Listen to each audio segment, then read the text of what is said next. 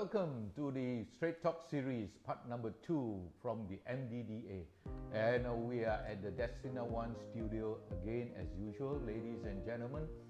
Now, just a question. How much do you actually know about network marketing or direct selling, the industry? Do you really know what it is?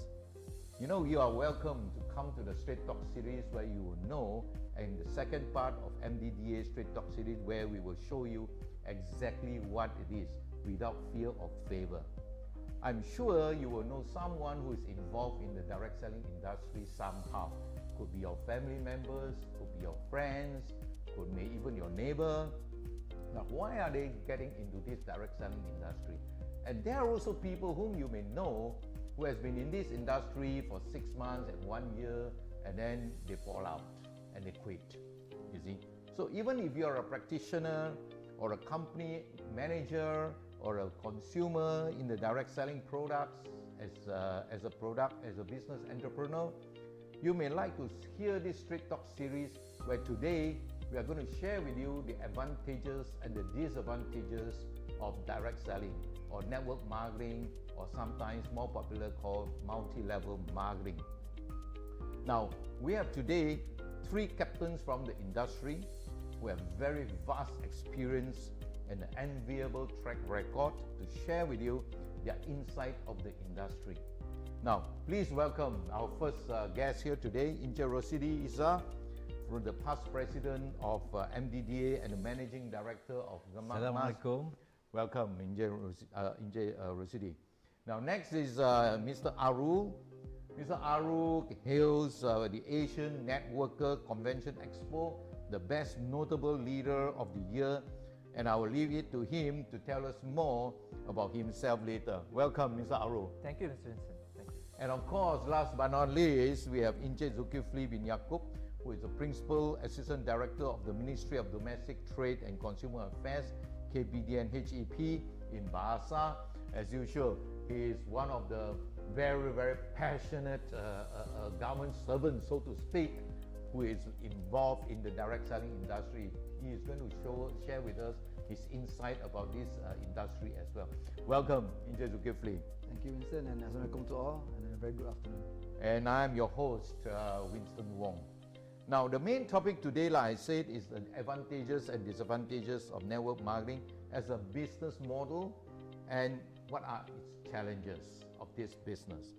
If you are in the industry and looking for a plan B, ladies and gentlemen, in order to make that extra income, we are here today to share with you, without fear or favor, like I said, the truth about direct selling.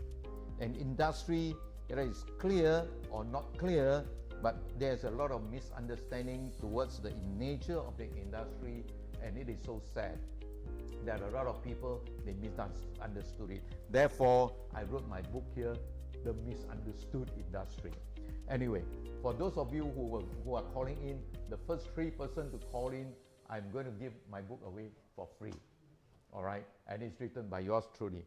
And again, I must make a disclaimer here that we are not trying to solicit you or trying to influence you or trying to sell you any product. It is purely and entirely your choice. However, doing a choice, you need to have the understanding of this industry, and which is so much talked about. And I believe you will be wiser and make the right choice after learning from what our captains of the industry have to share with you. All right, now, ladies and gentlemen, without much ado, let's move on to the first question which I have here for Encik Rosidi. Now, Encik Rosidi, from a business owner point of view, from greenfield brick to mortar, successfully running the business, what do you see as the advantages and disadvantages in running a direct selling business? Starting from the advantages first. Okay, thank you, Winston. I think before I go into the advantages and disadvantages, I would like to highlight over here the differences actually between the business model between a direct selling company and a normal traditional business. Okay, direct selling company is where the company takes the products, either they manufacture the products or get the products and deliver direct to the consumers, either consumers or through distributors. Okay, traditional will have stages. So from the distributor, they go to what you call wholesaler, then goes to retailer, and then only goes to consumers. So those are the two different models. And direct selling also, you need to be licensed. Okay, you need to be licensed. You need to have a license from Ministry of Domestic Trade, and there are rules and conditions that you need to address to. So okay, so those are the two business model. Okay, and when you talk about advantages, okay, why companies? Some companies do direct selling, and some companies do traditional business. Okay, so when you talk about advantages, okay, as a direct selling company, the main advantage will be that the product goes direct to the consumers. So in a sense, to the company, there will be a saving. Saving in a sense that because the direct selling company only focus on marketing, whereas the selling part is done by the distributors. Okay, in the traditional business, if you want to sell products, you must have team of salespeople that goes to the buyers. So that's I mean, one of the difference is that you save that portion. So when you save that portion, basically one part consumers do get I think reduction in cost, one thing, but it also provide what do you call a business to distributors to be involved in the entrepreneur, to become an entrepreneur. So that's one so advantage. One advantage is cost. Besides not having the salespeople, the company also can dispense off with outlets. So we don't need to have outlets everywhere because you go direct through distributors, you go direct to the consumers. And then that's one of the advantage, I would say. Okay, the second advantage, you get your product direct to the consumers, so you get the response from the consumers direct. So if you, from the feedback that you get via your distributors, you will be able to make sure that to improve the whatever problems that you have, and also whatever what do you call improvement that you need to do to your products. So your reaction time is fast as a company. So if you have R&D in the company, so your R&D will be able to react faster. And then the third advantage, I would say, is the time frame from the production to the consumer is very short.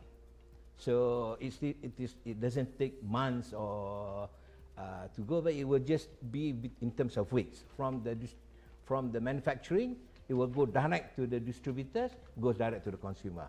So in a way, there is a saving to the company, there is a saving in the stock. That means you don't have to keep a lot of stocks.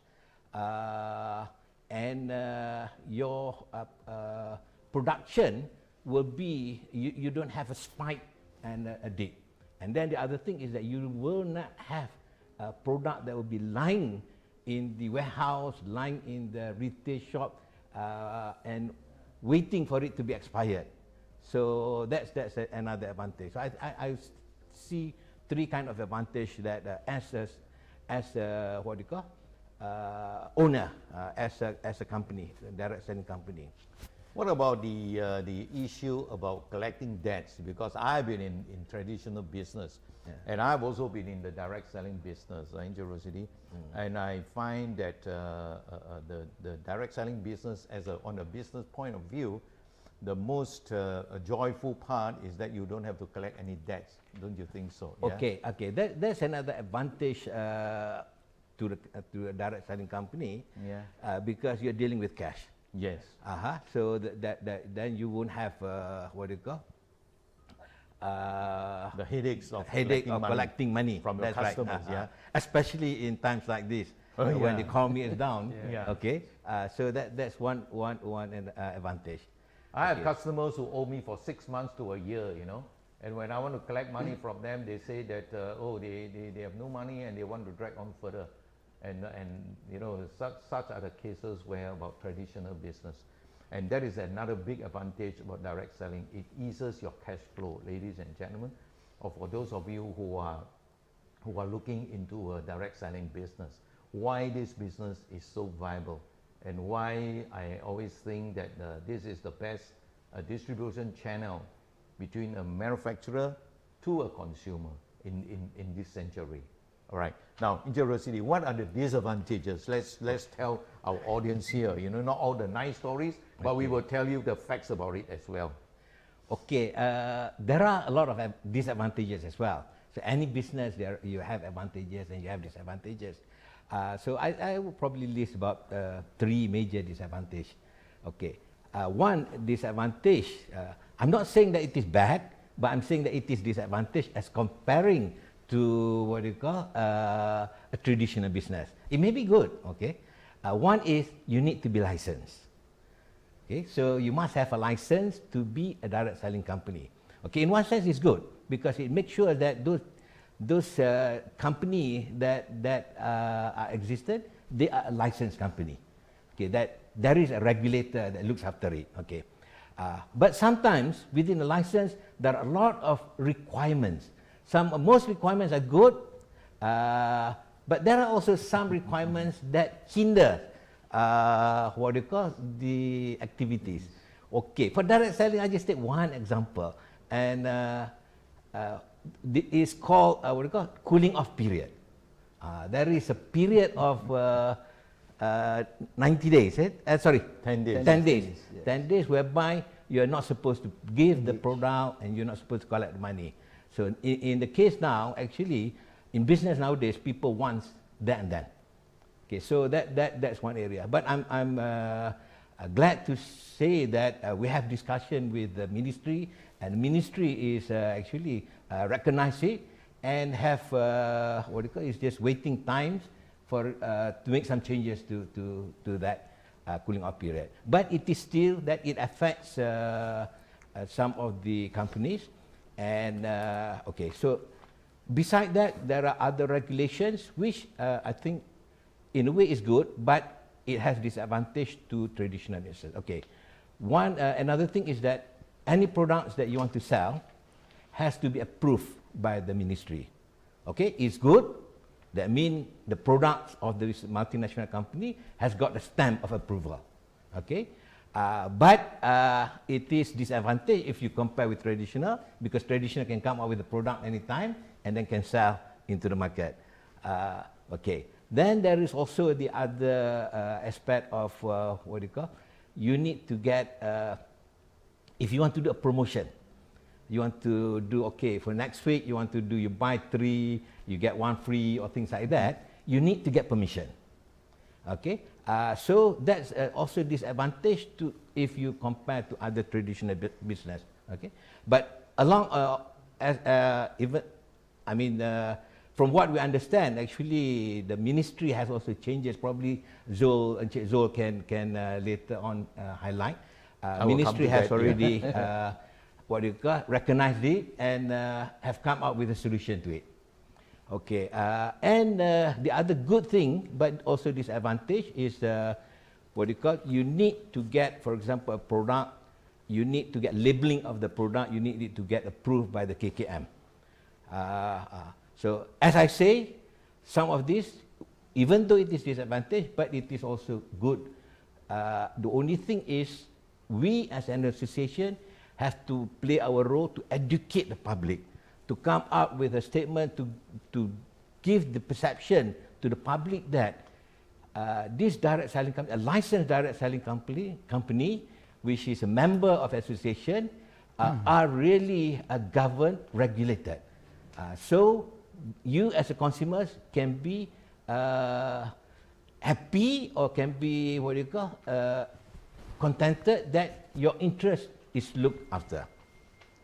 Okay, so that's the disadvantage. I mean, I can go on the other Yeah, but I disadvantages think as well. thank you very much, Angel Rosidi, for all these very factful disadvantages. And I think as a business owner of a direct selling company, some headaches and I would say a disadvantage is because it is easy entry. You know, people with 2,000 ringgit or 200 ringgit, they can come in, and the attrition of this industry is pretty high if the company doesn't do the right thing. People come and go quite freely because it is quite easy entry, like I said. Yeah. So okay, that would be a disadvantage as well as I can see it in Angel City. Now, having said that, from I'm sure you are already prepared, Angel Zulkifli. Yep, the 10 days cooling off period, the products to be approved, product labeling to be approved. I think like what Inje Rosidi has qualified as well, that is not exactly a problem or a disadvantage, but to my mind, I think it is customer protection or consumer protection, which the ministry is doing. What have you got to comment on that, Inje Rosidi? Okay, thank you, Winston. Coming from what Encik Rodi said, first of all, why we license direct selling companies? First of all, they're a unique bunch of companies, a unique bunch. They have what you call a specific business model. They are not normal traditional one. They are out of the norm, you can say that. Because first of all, they don't need to be in physical form. Networks can be spread throughout. Yeah. So the uniqueness is that you don't need a physical form in terms of direct selling. But what you need is the network. You have what you call these networks that are agents, authorized agents. Why license? Because why? It's a unique business model.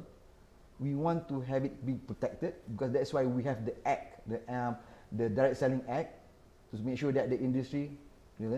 Another thing, why regulation? First of all, we have ease. Just to mention, in terms of the cooling off period, what I can mention, based on our roundtable session with the minister, I think it was in late August, like that. Yeah. The minister has agreed, even under the directive of our Secretary General, Datuk Sri Haji Hassan Zamzam, we will formulate a task force to relook on the act, to see that make sure that the act is within time, not out of time. Even to the extent, even the latest than what we did in the ministry, that we have ease in terms of promotion wise. Before this, like mentioned by Encik Rosidi, every promotion needs approval. Guess what? No more. It's notification, meaning that you can do any sort of promotion that is suitable to the business. All you need to do now is just to inform the ministry. No longer approval. So meaning what? There you go. It's the aim of the ministry to make sure that we facilitate the growth of the industry. So this is where the ministry and association comes hand in hand. We live by you, you live by us. It's a harmonization of the industry. You see where the public servant and also the industry come together, go forward together. No one is left behind. Wonderful. It's to benefit both. The ministry is there to facilitate, the industry is there to grow. Wonderful. What more can we ask? Yeah.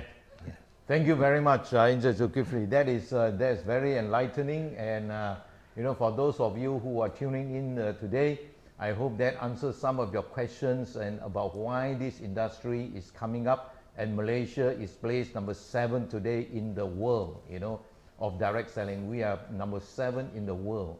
Okay. Now, Mr. Arul, you have been quiet before I come to the main question, which I want to give it to you. We have just a very quick one about this attrition, which I talked about. Yes.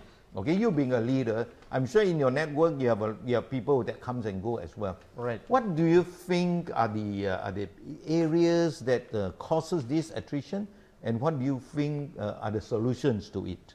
Okay, it's a very good question. Just very quickly. Yeah, I know you can write a book about it. Yes, a very good question, Mr. Vincent. Okay, of course, as we can see and observe in the network marketing industry, in any company particularly, the attrition rate is quite high, because one of the reasons is there is no barriers of entry into the network marketing or direct selling business. Okay, the attrition, we can look at attrition from many angles actually, but I would say one of the reasons is because the distributor, when he comes into the business, he fails to understand, okay, they came in without the right frame of mindset. That is also a reason why there's a very high rate of attrition in the network marketing industry. So they come in without a proper focus, I would say. Okay, so they don't have a drive or passion or dream to build the business long term. So they want to make easy money. Okay, tomorrow or maybe the next week or the next month they want to make big bucks. So I don't see this, they're coming with the right frame of mindset. Okay, so they have a different expectation, I would say. If that's the case, I don't think that's the right business for this particular kind of group of people, you know, who wants to venture into network marketing. So what are the people that you think will be having the mindset? What do you think are the solutions? Because I'm coming to the next point of view, right, which will be posed to you, is how do you see as an advantage of being a networker or being in the direct selling business? So in order for the person to be to sustain the business long term, it is very important for them to understand the industry in the first place.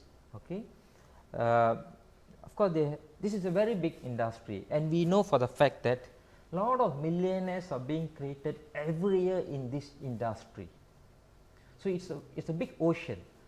So they have to understand the industry, how this industry works. You know, they have, in particularly when they join a particular company, they have to understand the product. Very important. The product knowledge they have to understand. They have to go through a proper training. Okay, because a lot of people who join, they don't have entrepreneurship mindset. Okay, so they have to change their hat when they join the network marketing business.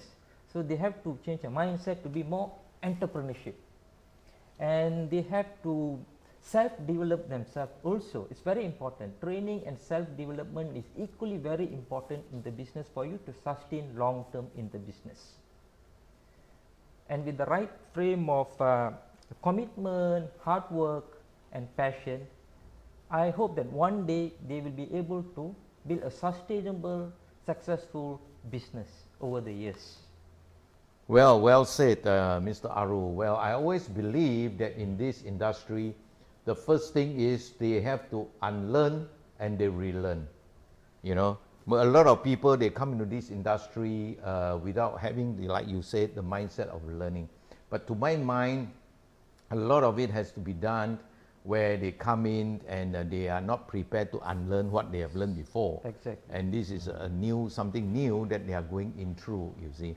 And also I think the person who sponsored or recruit the new person into this industry have to be responsible as well. Because by and large, I used to hear people say, being in so many years in this industry, where they trying to prospect somebody to be in this industry, they always ask the person to try. That's number one. First mistake, ladies and gentlemen. First mistake is to ask your friend to try. Okay? And number two, and they will tell them, oh, it's easy. Oh boy. Ladies and gentlemen, this is a simple business. It is not an easy business. There is a process. You have to follow the protocol to succeed in this business. Like what Mr. Aru said just now, there are many millionaires being made. Okay? But you have to go, you saw them, the millionaires, you are seeing the tip of the iceberg. Right. And at the bottom of the iceberg, below the water, you will see all the sufferings that they have gone through, the rejections, the things that they have learned.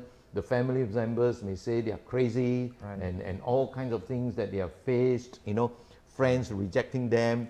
Okay, so this is very important that you have to be very prepared and with the correct mindset, if I may add, Mr. Aru, you know, in terms of that. So this industry is simple but not easy.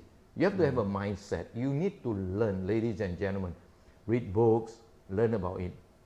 And really, if you really want to make it big in this industry, you have to sacrifice, you see. So these are some of the things that you've got to go through. Yeah, like I always used to say, if you want to have a nice a dish, a Yes. curry chicken or Yes. whatever, you need to have the right recipe, Correct. and you need to have the right food, Right. and of course, Yes. you need to have the best chef. Correct. And who is the chef? The upline who is Yes. sponsored. You know, he got to take responsibility to follow through and to guide a person along. You see, so like what Injil Zulkifli said, this industry is so unique. Right. So unique. It's a human business Correct. to my mind. I've been involved in this and I built network for so many years and years. And coming from a corporate point of view, you know, it's so intrigued that, you know, it is so wonderful, so wonderful. And now back to you, Mr. Aru. Can you highlight to see what, as a distributor versus a management or a company owner, what are the roles of each of this player between the distributor versus management and the company owner? Do you see, can you just share with us what are the important criteria that you need to highlight on? As a distributor of network marketing company, okay, some of the qualities that the person need to have in order to grow his network more effective manner, I would say discipline is very important. Okay, as a distributor, you must have a discipline. Okay, you must have leadership skills, very important, because you are being an ambassador for the company. You are the brand of the company, because you are going to carry the brand of the company outside to the public. So it's very important that you portray good qualities and values. That is very important, so that in the eye of the public, it's going to give them a perception that, wow, this leader or this person has a good values and he's doing this sort of MLM business, so it's a good industry. So we have to change the perception of the public, and you're being the ambassador, you need to carry good values. And also you of course you have to abide and follow all the rules, the code of ethics of the company and also in the industry. That is how we can bring this business or this direct selling to the next level. What about the management? I mean, Okay, management, as a distributor, yeah. together with them, working together with the management. So the management also has the responsibility to work together hand in hand with the distributors, because end of the day, it's a family business. You see, you cannot do the business all alone without the support of the management or the company. So both parties, you know, have to work together, being supportive each another to build this business. Okay, that's how I look at it actually. And what about the company owner? I mean, like Injil Rosidi is a company owner. Right. Of course, he is also in the management. I'm sure, yeah, Injil Rosidi, he is a managing director. Right. But I think there are company owners who are very, you know, not every one of them understand this Yeah, industry. true. They have the money, they invest in it, and they like to the distributor to do wonders. Right. How do you see these kind of owners? Okay, of course, not all the owners will have prior experience in network marketing, because some of the owners, they have the enough capital, you know, just to pump in and to start an MLM company, but they, of course, they won't understand what are the challenges that the distributor is going through in the business. So they will just sit in the office and expect the distributor to run the show. You see, in that sense, there will be a gap between the distributor and the owner. You see, sometimes if you have certain ideas that you want to bring forward to the owner or the management, they fail to understand. So these are some of the challenges. But if the owner is a person who have done network marketing in his career, he has been a distributor before, so this gap is being reduced, because you can easily approach the owner, you can put your views across, and he will be able to support you in whatever way that is necessary in order for you to grow in that company.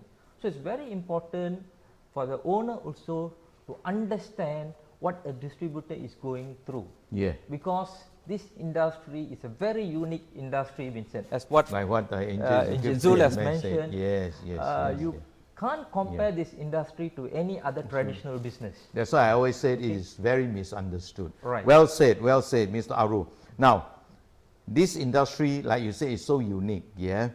And of course, if you go into the public, you will notice that there are a lot of people who say that I don't want to get into this industry because people at the bottom are making money for people at the top. Right. What have you got to say with that, being a top leader and a networker? I think this question arises because the public fail to understand the nature of direct selling business.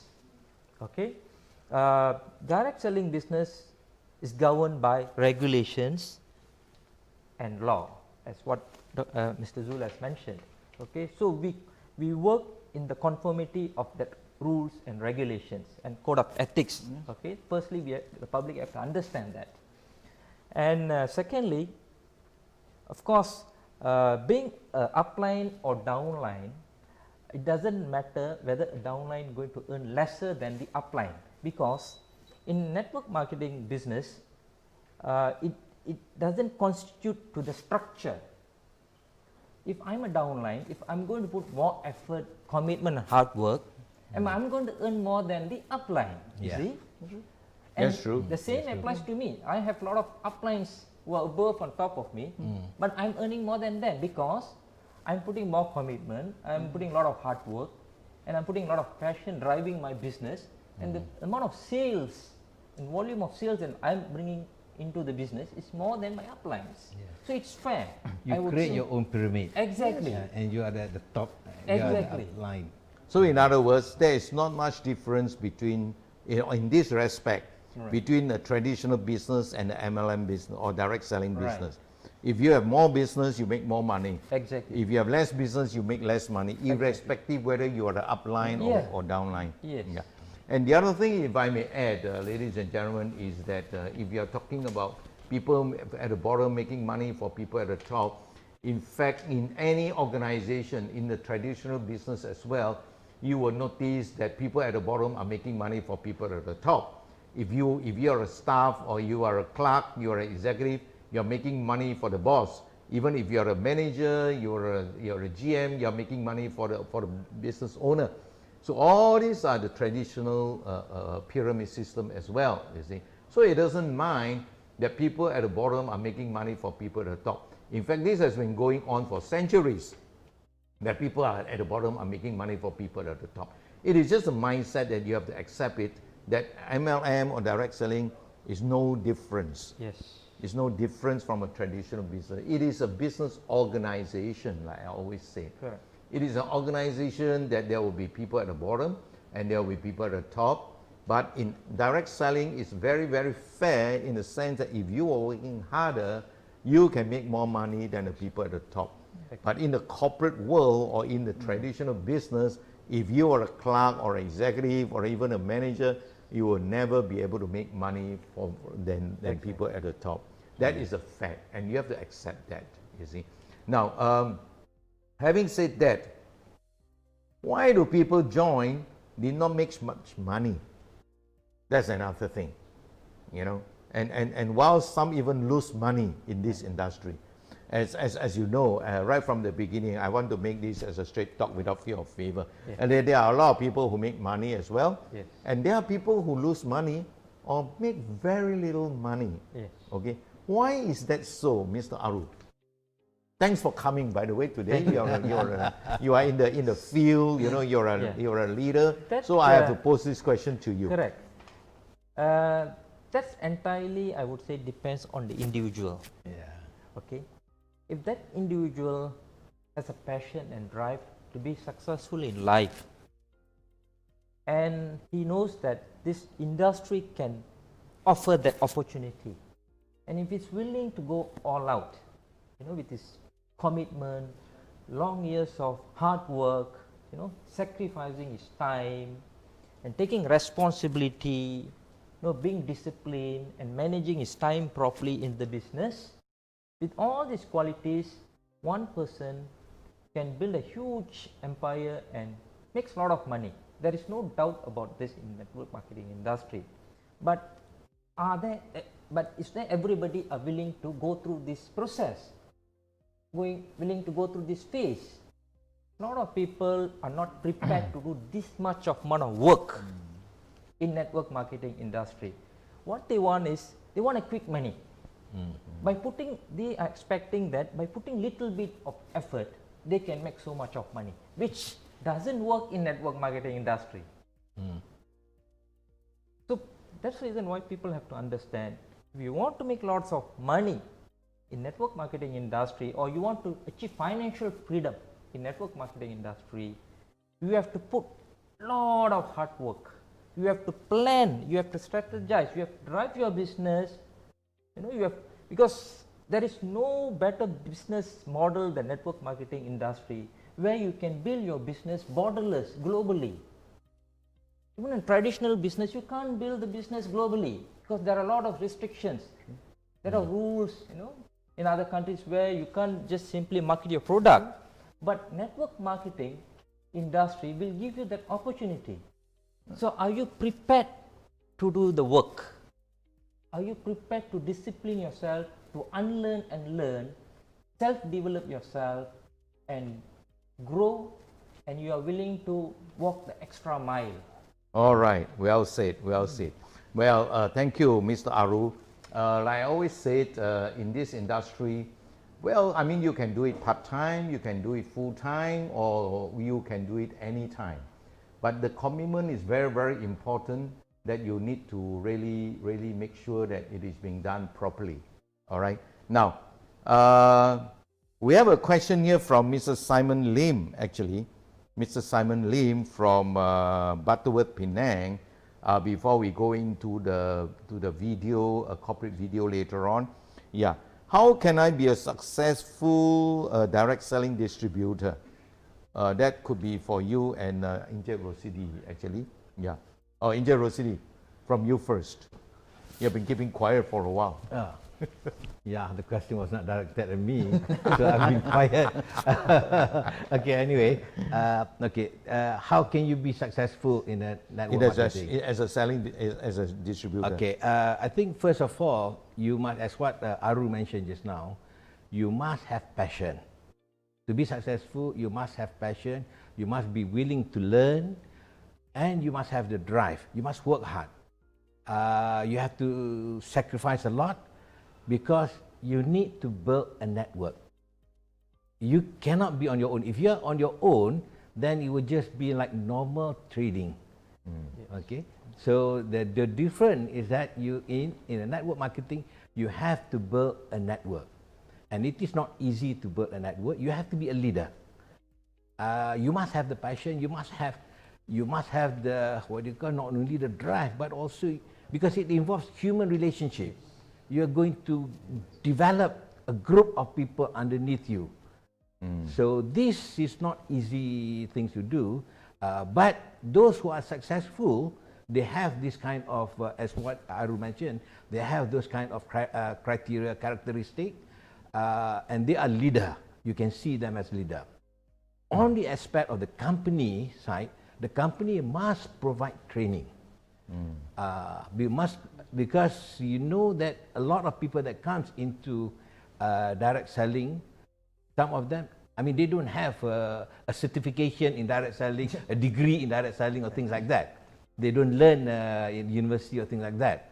Okay, so they come over here and they have to learn on human relationship, developing groups, how to, what do you call, motivate people, manage people. And beside the technical part, the technicalities are, you must know the, what do you call, the marketing plan. You must know the product.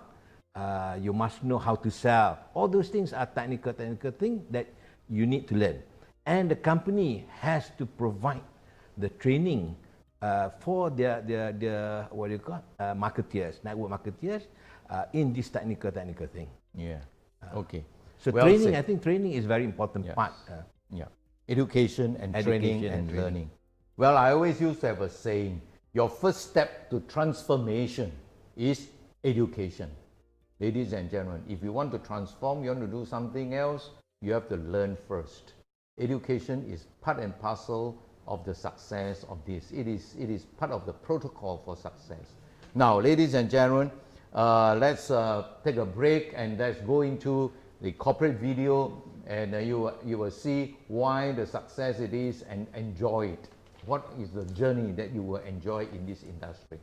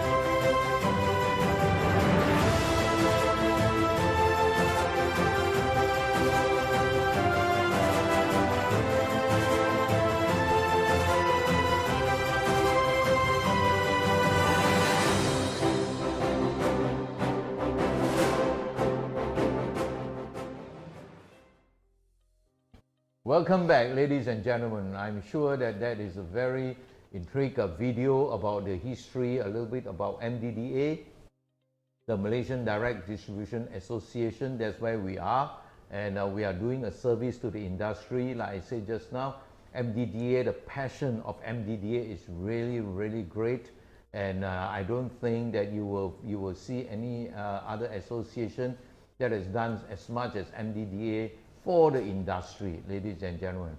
If you are staying at home, I hope you will give Mdda a clap, okay, and give the thumbs up for this industry. And please go to Facebook Live or YouTube Live to like this Straight Talk show, and so more people will know about this, because we have our Series 3 coming up, and Series 4, Series 5, Series 6. All are very meaningful series where I'm sure it will help the industry going up to the next level of professionalism. All right. Now, ladies and gentlemen, now we move on to Encik Zulkifli. From the public sector point of view, Encik Zulkifli, the image of this industry has always been facing challenges. And what do you think is KPD and HAP can further enhance on this and ensure distributors and consumers' interests are well protected, if you know what I mean? Yeah. We need to have a check and balance. True. Yeah. So over to you, please. Okay. Thank you, Winston. What the ministry sees that direct selling is one part. It's a component of engine of growth for the economy.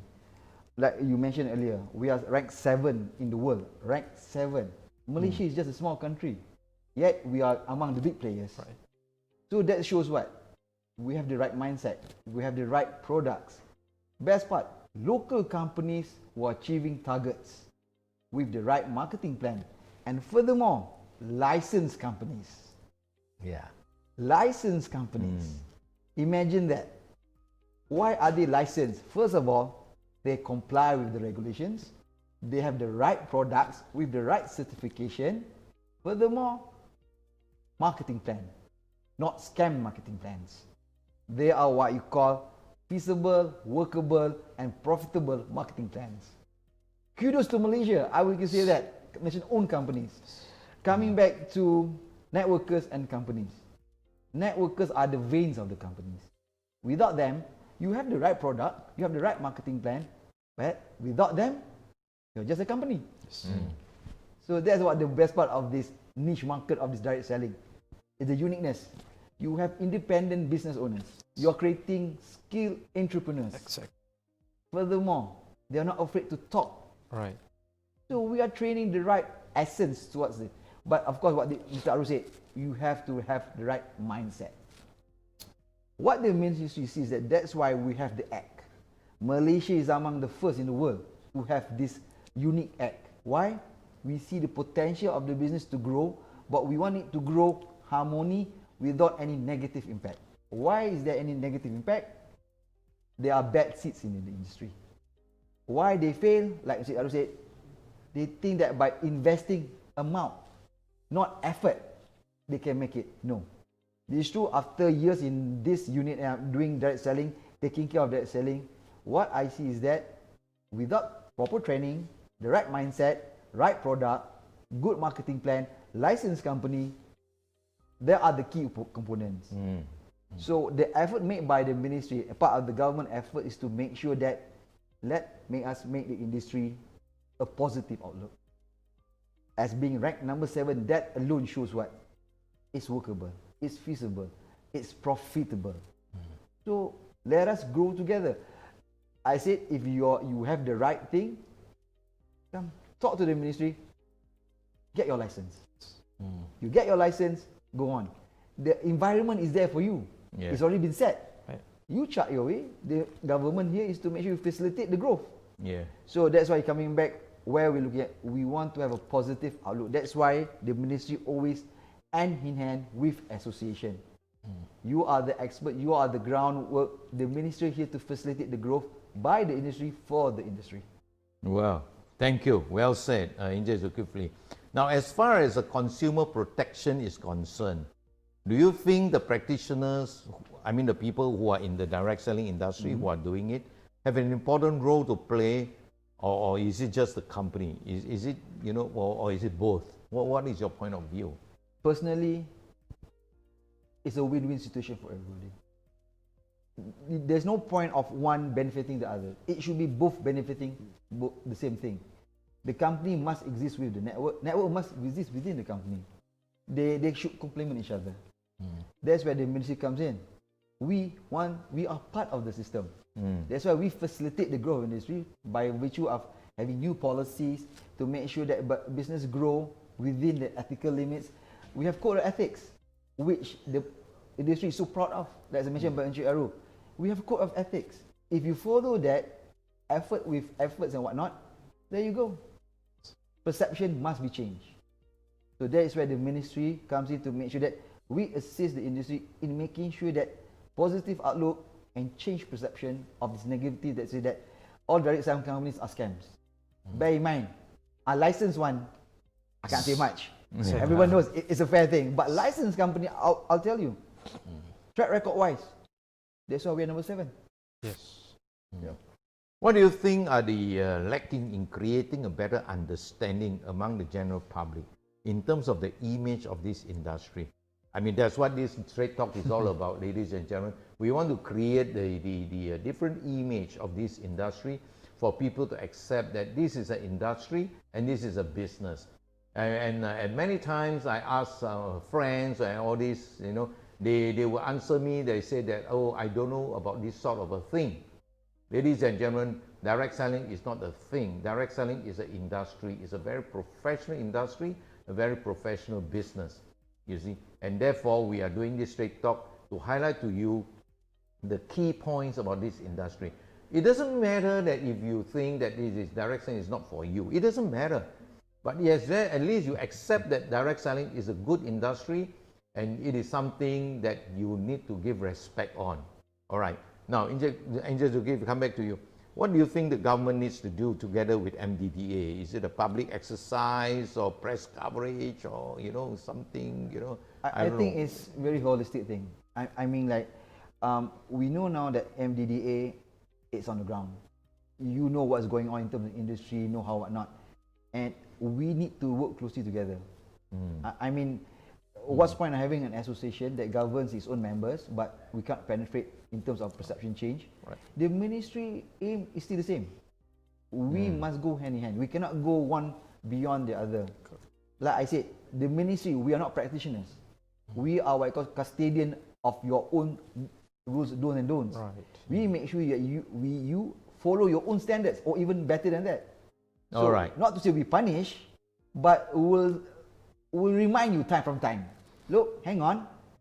Maybe you don't follow your own standards. Maybe you need to relook back. Yes. It's our aim, the ministry aim is to educate. There's no point in punish if you don't educate first. I always remember what you said. Please facilitate, not My point frustrate. exactly, Oh, God, yes. that is a very good statement. Okay, now we have a question very quickly from Jocelyn of Kajang. Our company didn't facilitate us when we need assistance. Are there any alternative methods that we voice our issues? For example, getting KPD and HEP to exist? Quickly again to you. You know, you heard the question, Yes, right? yes, okay. They need assistance. Yes. Feel free to come over to the ministry. We have a mechanism in terms if there is complaint to be made by networkers, because it's the aim of the ministry to protect the what you call the stakeholders of the industry. We also listen companies, but at the same time we listen to networkers as well, because they are the veins of the businesses. Right. Maybe there are mistreatment, we don't know, but of course we are there to facilitate. We seek, and we have our enforcement side that we can assist if there is any wrongdoings, whatnot. But we need to have a check and balance. Yeah. So the ministry aim is to be what you call a platform for both parties if there are any certain disputes or not, to come over and let us try to resolve it. Like I said, it's a win-win situation for everybody. They also have to give you the facts and My figures, point right? exactly, yes. Not just hearsay or anything like Yeah. that. All the facts that need to be presented to KPD and HEP. Maybe I can add another point that I think about perception. People out there, the public, please do not judge things you don't know. Learn the industry, get your facts straight, then think about it. Yeah. It's an easy perception to say that when you have direct selling, they're all bad. That's quite bad. Yes. We're number 7 in the world. Yes. What's bad about that? Yeah. Yeah. You should listen up, talk to the practitioners. The efforts made, the perception needs to be changed. So Well. maybe what we can do in the near future, even New Year's coming up, let us make something that, let's go forward and change the perception. Well said, Injo Zulkifli. Now there's another question which may be for you as well from Inje Hidayah from Shah Alam, Selangor. Can the business owner lodge complaints about the unethical distributors to KPD and HEP? And this is from Inje Hidayah from Shah Alam. I hope you are tuning in today. You are the third person to write in, and you will be getting my book, the three of you. Now over to you, Inje Zulkifli. What do you think? Like I said, if there is a complaint, yes, you can communicate with the ministry. We welcome any complaint because we're quite concerned. Like one of the things that the ministry always highlighted, that we like to hear complaints or even feedback from the industry, especially for the public. Because like I said, the perception must be changed, but the perception must be changed accordingly. And about complaints and whatnot, please, Encik Hidayat, feel free to shoot an email. We have what you call an e-aduan portal within the ministry. You can look it up in our website. It's there. Maybe you can put highlight. If there is an email, just highlight on a complaint. Definitely officers from the direct selling unit will straight away answer your concern. Okay, now based on the above, it seems that Mdda has a very important role to play in setting an impetus to move the industry, especially among corporate members and to the distributors in this area. There's a lot of things that needs to be done, especially like what Inche Rosidi has said just now. Inche Rosidi being the past president, in the very next 2-3 minutes, yeah. What do you think are facing the challenges as corporate members and distributors in this area? On the Mdda point of view, it seems Mdda has a very important role to play. Yeah. Okay. What are the challenges that Mdda face? Okay, the challenges that MDDA face are basically currently actually is with respect to unlicensed company that practice or that what do you call masquerade as an MLM company and cause the perception, bad perception to the public. Okay, so I think as far as MDDA is concerned, one of the reasons that we are organizing this what do you call a straight talk is to correct this perception. So we hope we have a lot of series. So we hope over these many series, we'll be able to one change the perceptions of the public, to make sure for them to see direct selling in a different light. All right. Okay? That it is good for the industry, good for the company, good for them. Second thing, I think through this straight talk, we also would like to educate not only the public, but educate our members, our networkers on what can be done, what are the ethical things, and so on and so forth. And I think the third thing for this straight talk, which would help the MDDA, is whereby we bring in the ministry speakers like Encik Zul, and Encik Zul will highlight to everyone here, to the public, of what is the role that ministry will play. Yes. They regulate, yes, one thing, but they also facilitate. And regulation is important because to make sure that if companies does not follow the AGR, then they need to be reminded. Okay, or taken to task. Yeah. And what we as MDA would like to see, what do you call, the ministry to be more forceful in going after the unlicensed company. Close all the unlicensed company. That's what we aim. I don't know whether it's possible. Thank you, Encik Rosidi. Well said, well said. Now we have a question coming in from Mr. Rajiv of Tanjung Malim, Perak. What are the criteria that I should look for before joining a direct selling company as a distributor? What are the criteria? Maybe Mr. Aru, you can answer to that to Mr. Rajiv very quickly in 1 minute. Okay. The first important criteria or point that they need to see before they join the any particular MLM company would be the whether the company is established company, they have a license, they are licensed company. It's very important. Okay, because a lot of people are still in the dark because they don't do proper homework before they join a particular company or business. Yeah, due diligence.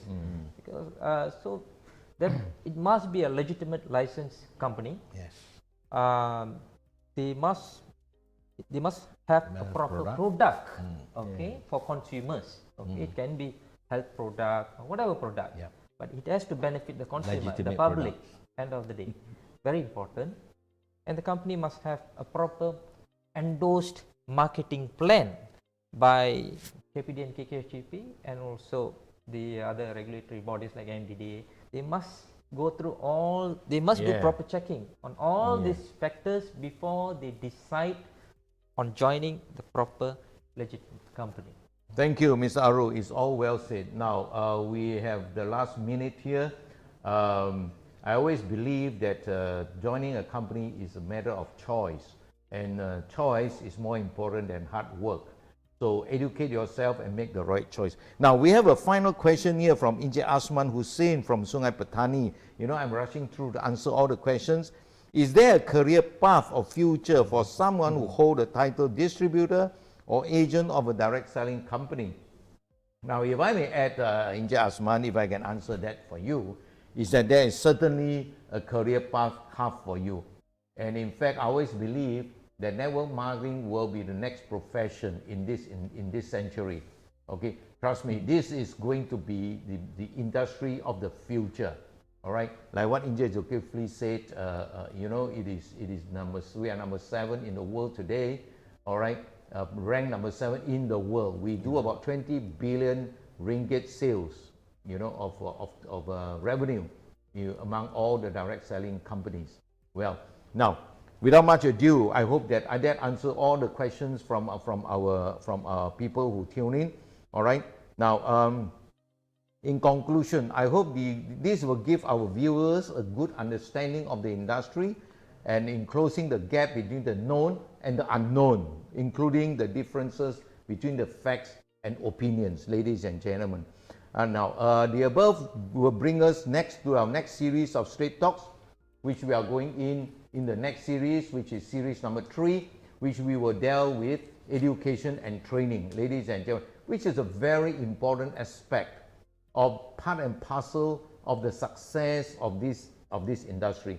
So if you are looking at something to do, especially like what we are going to show you, what is your plan B video, all right, please stay back, watch that video, and understand the whole industry concept aspect of it. Now, without much ado, ladies and gentlemen, let me thank Encik Rosidi, Mr. Aru, Encik Zulkifli. Thank you very much, gentlemen, for being here with us today. Now, time is running out, and thank you very much for being us. And like I said, the final rule I said, there are rules for success and there are reasons for failure. With that, thank you very much for investing your time and spending your time with us, ladies and gentlemen. Till our next series 3, bye-bye, take care, stay safe. See you then. Bye-bye. Now it's time to build a business from home.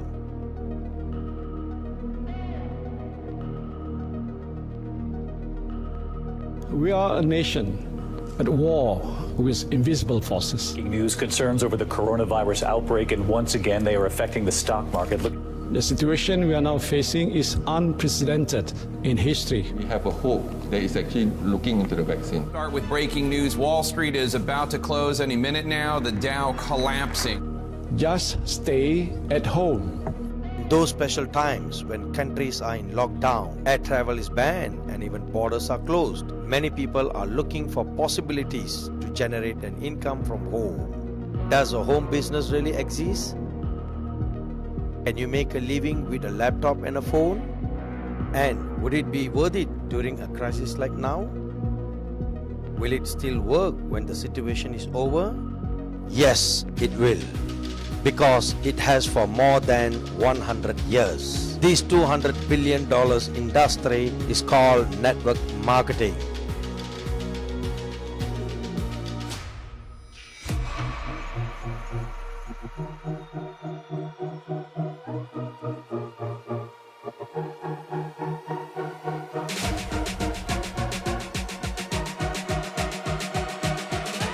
Beautiful about network marketing is you get all the benefits of being an owner without all the headaches and without the same level of risk.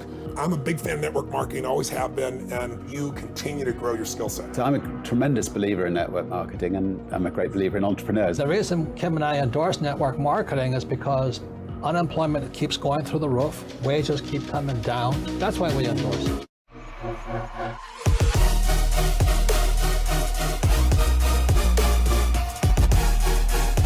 They are possibilities. They are opportunities. Are you prepared? What is your plan B?